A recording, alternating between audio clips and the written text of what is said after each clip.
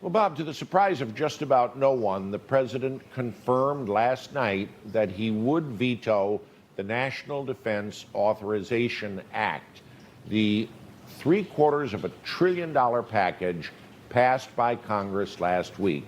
I spoke to Senate Armed Services Committee Chairman Jim Inhofe on Thursday evening, and he said that this legislation is veto-proof, having gone through the Senate and the House with 2/3 of the vote.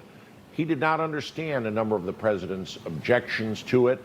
Initially, it was about a panel it creates to look at the names of military bases throughout the country and judge if they want to change the names of many, suggesting that those named after Confederate veterans and Confederate generals are going to be targets.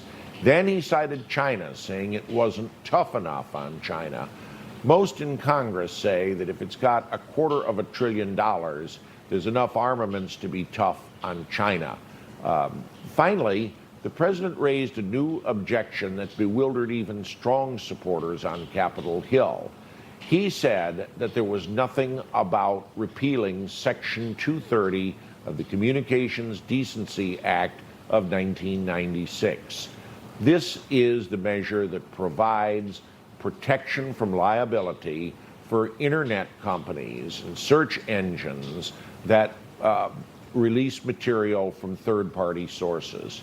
Interestingly, 48 hours before the president issued his tweet and cited Section 230, Newsmax spoke to Tennessee Senator Marsha Blackburn. She had just chaired a hearing of a Judiciary Committee subcommittee on her own legislation, the Online Freedom Protection and Diversity Act. This essentially would undo the liability protection from big tech and spread it to smaller startup companies. Exactly what the president wants. So again, the president is going to veto this for varied reasons he cited, and the veto will be overturned.